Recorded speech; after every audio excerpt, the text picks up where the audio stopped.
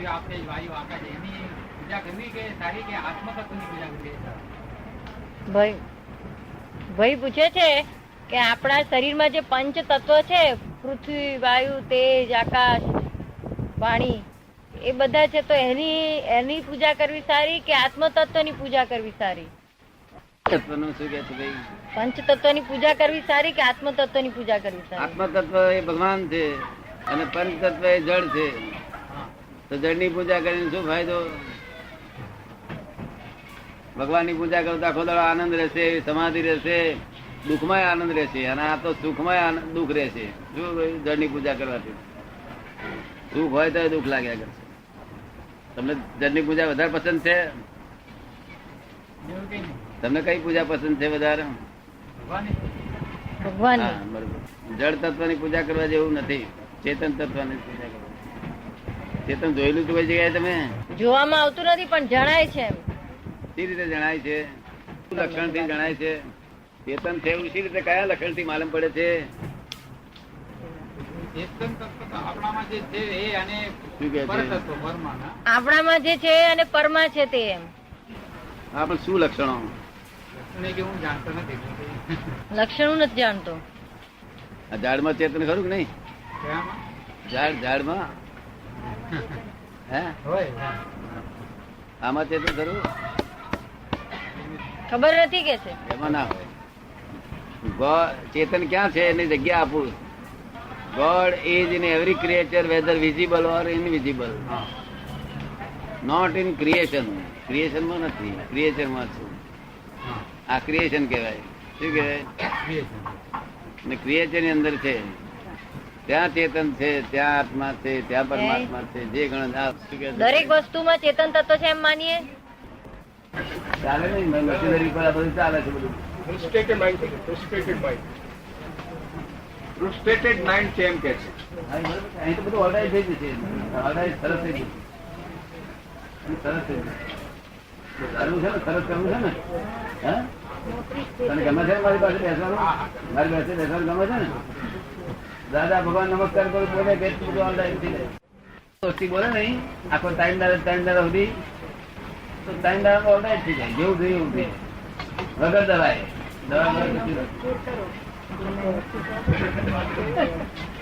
તમને કોને બતાવ્યું આ દવાખાનું? જોગળેકર. ડોક્ટર જોગળેકર. તમામ પ્રકારના રોગે જાય, સંસાર રોગે જાય, દેહના રોગે જાય, સંસાર રોગે જાય, મોક્ષ જાય, બધું થાય. પ્રશ્ન આવ્યો છે, ભૌતિક સમૃદ્ધિ મેળવવાની ઈચ્છા પ્રયત્ન આધ્યાત્મિક વિકાસમાં બાધક કરે ખરી કે? અને બાધક કરે તો કઈ રીતે, અને ના બાધક કરે તો કઈ રીતે? મેળવી હોય ભૌતિક સમૃદ્ધિ મેળવી હોય તો આપણે આ દિશામાં જવાનું. આધ્યાત્મિક સમૃદ્ધિ મેળવી તો આ દિશામાં જવાનું. એટલે તમે એમ લખો છો કે ભૌતિક સમૃદ્ધિની મેળવવાની ઈચ્છા પ્રયત્ન આધ્યાત્મિકમાં વિકાસમાં બાધક ખરો કે નહીં? આપણે આમ જવાનું, આપણે આમ જે બાધક ખરું કે નહીં? દેખાય તો છે એવું. હે, એવું દેખાય છે, દેખાય છે એવું. એટલે સંપૂર્ણ બાધક છે. તો આધ્યાત્મિક આ દિશા હોય તો ભૌતિક આ દિશા. પણ ભૌતિક સમૃદ્ધિ વિના ચાલે કેવી રીતે? પણ ભૌતિક સમૃદ્ધિ વગર ચાલે કેવી રીતે? એમ ભૌતિક સમૃદ્ધિ આ દુનિયામાં કોઈ કરેલી ખરી? સામાન્ય માણસ જે માને છે ભૌતિક સમૃદ્ધિ, હે? હું એની વાત કરું છું. સામાન્ય માણસ જેને ભૌતિક સમૃદ્ધિ માને છે એની હું વાત કરું છું. એમ ના, પણ આ દુનિયામાં કોઈ કરેલી ખરી? અત્યારે બધા લોકો ભૌતિક સમૃદ્ધિ ની પાછળ પડ્યા છે. એ જ્યાં સુધી જીવે છે ત્યાં સુધી તો પામે છે ને. ના, પણ એને બધા લોકો ભૌતિક સમૃદ્ધિ ની પાછળ પડ્યા છે. થઈ ગઈ ખરી કોઈ નહીં? ના, અમુક લોકોને જ થાય. હે, અમુક લોકોની જ થાય છે, કોઈ લોકોને થાય છે. કોકની જ થાય છે, બધા નથી થતી. એમ માણસના હાથમાં સત્તાની વાત નથી. જ્યાં સત્તા નહીં હોય તો લોકોમાં અમુક કરવાનો અર્થ મિનિંગલેસ. પણ એની જ્યાં સુધી કામના હોય ત્યાં સુધી આધ્યાત્મમાં જઈ કઈ રીતે શકે? એની કામના હોય જ્યાં સુધી ત્યાં સુધી આધ્યાત્મમાં કઈ રીતે જઈ શકે? એમ હા, એની કામના હોય. કામના માટે કેવી રીતે મળે નહીં? એ બરોબર છે, કામના હોય, પણ આપણા હાથમાં સત્તા નથી. તો કે છે એ કામના કઈ રીતે મટે? હા, ભૌતિક સમૃદ્ધિની અત્યારે કામના. કોઈનો બંગલો કે ગાડી જોઈ ને એમ થાય કે મારી આગળ આ કામના નથી. માટે એવું બધું આવે જ પાછું. એ તમે નહીં કરો તો તમારે બહુ એને માથાકૂટ નહીં કરો. આધ્યાત્મિક કર્યા કરો. આ ભૌતિક સમૃદ્ધિ તો બાય પ્રોડક્ટ છે. શું છે? સમજો નહીં. By production. તમે આધ્યાત્મિક નું પ્રોડક્શન મળો, આ બાજુ દિશામાં જાઓ ને અધ્યાત્મ નું પ્રોડક્શન મળો, એટલે ભૌતિક સમૃદ્ધિ બાય પ્રોડક્ટ તરીકે ફ્રી ઓફ કોસ્ટ મળે. સમજાયું? બાય પ્રોડક્શન એટલે શું? આ તમે તલમાંથી તેલ બનાવો તો એનું જે ખોળ આવે છે તે બાય પ્રોડક્ટ છે. એના માટે આપણે કે તેલ પીવાનું ના હોય, તેલ માટે પીવીએ. એટલે આધ્યાત્મિક રીતે જવું એટલે તમે શું કહેવા માંગો? શું કહે છે? આધ્યાત્મિક રીતે જવું હોય તો શું કહેવા માંગો? કઈ રીતે જવું એમ? ના, પણ પેલું આ સમજમાં આવે છે કે આધ્યાત્મિક એટલે આધ્યાત્મિક નું તમે પ્રોડક્શન કરો તો ભૌતિક એ બાય પ્રોડક્ટ છે એવું તમને સમજમાં આવે છે. એમ માનું છું તમે કહો છો, મને સમજમાં નથી આવતું. એટલે માનો તો પણ એ ભૌતિક આ બધું કારણ કે બંને અલગ રસ્તા છે, એટલે એમાં કઈ રીતે બાય પ્રોડક્ટ છે બધું. આ તો બાય પ્રોડક્ટ એટલે ફ્રી ઓફ આખો કોસ્ટ. દિવસ ધ્યાન કરવા લાગે. સંસારના જે વિરાસી સુખો બધું ફ્રી ઓફ કોસ્ટ મળેલું છે. ભૌતિક સુખ આધ્યાત્મિક સુખ પ્રાપ્ત કરવા જતા રસ્તાના બાય પ્રોડક્શન મળ્યું છે. આપણે ઘણા એવા ભૌતિક સમૃદ્ધ જોઈએ છે કે જે આધ્યાત્મમાં જતા નથી, જતા ભૌતિક રીતે સુખી છે. એ કઈ રીતે? એમ કે છે કે આપણે ઘણા લોકો એવા જોયા છે કે જે લોકો આધ્યાત્મિકમાં જતા નથી પણ ભૌતિક રીતે બહુ સમૃદ્ધ છે, તેમાં એ સુખી છે કે છે. હા, પણ એ અધ્યાત્મ જતા નહીં દેખાતા, પણ એમને અધ્યાત્મ કર્યું છે તેનું ફળ છે. એટલે પૂર્વ જન્મમાં કરે. હા, એટલે આ જન્મમાં અધ્યાત્મ કરીએ તો આવતા જન્મમાં ભૌતિક સુખ મળે. હા, એનું ફળ આવતા મળે. તે તમને ફળ દેખાય અત્યારે, અને લાગતું હોય કે અધ્યાત્મ ના હોય. આ જન્મમાં અધ્યાત્મમાં જવું એટલે શું કરવાનું? આ જન્મમાં અધ્યાત્મમાં જવું હોય તો શું કરવાનું એમ? પેલું ઓબ્લાઇઝિંગ નેચર કરવાનો. બધે ઓબ્લાઇઝ કરવાનું ભાવે ગમે કે ના ગમે સમજો નહીં. એ ના સમજાયું. કોઈ રસ્તામાં તમને કહે કે આટલું તમે સ્ટેશન પર જાવ છો તો આટલા મારા પોસ્ટકાર્ડ નાખી દેજો, એ તમે કહો કે મને ટાઈમ નથી હોવું તો ના ચાલે. તમે નાખો ઓબ્લાઇઝિંગ નેચર કહેવાય ના કહેવાય? એવું આખો દિવસ ઓબ્લાઇઝિંગ નેચર રાખો તો અધ્યાત્મની શરૂઆત થઈ ગઈ. અધ્યાત્મની શરૂઆત ઓબ્લાઇઝિંગ નેચર.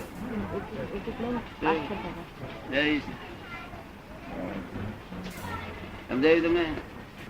કોઈ ઓબ્લાઇઝિંગ નેચર વાળો માણસ મળે છે કે નથી મળતો? પણ એવું તમે પોતે થઈ જાવ તો સારું. આપણી ઈચ્છા હોય પણ ઘણી વાર આપણને એવો સમય અનુકૂળ ન હોય તો શું કરવું? આપણી ઈચ્છા હોય પણ આપણને એવા સમયની અનુકૂળતા ના હોય તો શું કરવું એમ? આ સમયની અનુકૂળતા કોને તાબે છે?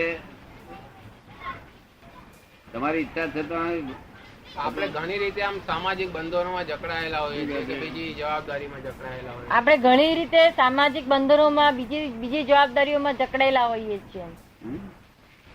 સામાજિક બંધનો કે બીજી જવાબદારીઓમાં આપણે બંધાયેલા હોઈએ છીએ. તેમ પણ ઓબ્લાઇઝિંગ નેચર કરવામાં શું વાંધો છે? આપણે કોઈને મદદરૂપ થવું હોય, કોઈને કઈ કામ આવવું હોય, ઘણા હોસ્પિટલોમાં 2-4 કલાક સેવા આપે છે સવારે જઈને કહું, પણ એ લોકો આગળ એવી અનુકૂળતા હોય છે તો આપી શકે. અનુકૂળતા ન હોય એ વ્યક્તિ માટે કોઈ ચાન્સ કરો કે નહીં આગળ આવવાનો? આ સંસ્થાનું સ્વરૂપ કેવું છે કે બધું આખું જગતના જીવ માત્રમાં અંદર ભગવાન રહેલા છે. ને એટલે કોઈ પણ જીવને કઈ પણ ત્રાસ આપશો તો અધર્મ થયો ઉભો થશે. કિંચિત માત્ર દુઃખ આપશો અધર્મ સ્વરૂપ થશે. અધર્મ નું ફળ છે તે તમારી ઈચ્છા વિરુદ્ધ થશે. અધર્મ તમારી ઈચ્છા વિરુદ્ધ થાય છે અધર્મ નું ફળ છે, અને ઈચ્છા પ્રમાણે થાય છે ધર્મ નું ફળ છે. તો આમાં કોઈને ઓબ્લાઇઝ કરીશું તો તમારી ઈચ્છા પ્રમાણે થશે, અને કોઈને નુકસાન કરીશું તો ઈચ્છા વિરુદ્ધ થશે. ઈચ્છા વિરુદ્ધ કાર્ય થાય છે થોડા ઘણા, તે બધું તમારું એ છે તે આ કોઈને જીવને દુઃખ દીધું તે બદલનું ફળ છે. દુઃખ દેવાનું બંધ કરી દો. કોઈ પણ જીવને કિંચિત માત્ર મન વચન કાયાથી દુઃખ ન દેવું જોઈએ. કોઈ આપણને દુઃખ દે તો સહન કરી લેવું જોઈએ. એ મગજ કંટ્રોલ નથી રહેતો, સામે વેરભાવ આવે છે. એમાં મગજ કંટ્રોલ નથી રહેતું, સામે વેરભાવ આવે છે. હે, કોઈ આપણું બગાડે તો એને કેમ આમ શાંતિથી સહી શકાય? વેરભાવ અજ્ઞાનતાથી આવે છે. તમને 2 ગાળો દે કોઈ માણસ, એ દે છે એ આપે છે. દે છે એટલે શું? ગાળો આપે છે ને, તો કેટલી આપી? 2. કેમ 3 ના આપી, 1 કેમ ના આપી? કાયદેસર આપી. કેટલી? જેટલી છે એટલે જ હિસાબ આપ્યો. હવે તમારી પાછલી આપેલી હતી તે પાછી આપી ગયો. અમુક લોકો એમ કે છે કે અન્યાય સહન કરવો એ પણ પાપ છે. હે? કોઈ આપણને અન્યાય સહન, કોઈ આપણને ગાળ આપે તો એ સહન કરી લેવી એમ કે છે નિર્બળતા છે, કે અન્યાય સહન કરવો એમ છે. એમ પણ એક એ એમ કે છે કે ઘણા લોકો એમ કે છે કે અન્યાય સહન કરવો એ પણ એક નિર્બળતા છે, પાપ છે. અન્યાય સહન કરવો એ એક નિર્બળતા છે, પાપ છે. એ લોકો બળવાન લોકો ભલે બોલે, પણ આપણે એ રસ્તે જવું એટલે એ વાત સાચી નથી. સમજ્યું ને? લોકમાન્ય તિલકે કે કોઈ ગીતા રહસ્યમાં અમે વાંચ્યું છે કે એમાં એમ એ લોકોએ કહ્યું છે કે અન્યાય કરનાર જેમ ગુનેગાર, જેમ અન્યાય સહન કરનાર પણ એટલો જ ગુનેગાર છે. એટલે હું સમજવા માંગુ છું. એટલે આ સમજવા માંગે છે કે આવું કે છે વાંચ્યું છે તો આ શું છે હકીકત? એ બધું બરોબર નથી. તમને જે કોઈ આપી જાય તે તમારું પાછલું આપેલું જાય આપી જાય છે. પછી ગાળો હોય કે ધોલ હોય કે જે હોય કે રૂપિયા આપી જાય તો પાછલું આપેલું આપે છે. હવે ફરી તમને પોસાય તો ફરી આગળ ધીરો બધું તમને બે ગાળો પાછી આપી જાય તે તમને પોસાય હોય તો આગળ 4 ગાળો પછી ફરી આપો. આપડે સમજ પડે છે? ના સમજ પડી નહીં? એટલે કે આપણે જે દુઃખ આવે બે ગાળ આપેલી પાછી આપતી વખત આપણે સહન થતું નથી તો 4 આપીશું તો 4 પાછી આવશે તાર શું થશે? એટલે આથી વેપાર જ બંધ કરી દો. એ જાતમાં આજે સહન કર્યું, ખાતું બીડી દો એટલું પૂરતું. બસ થઈ રહ્યું, કશું પૂછવું નથી.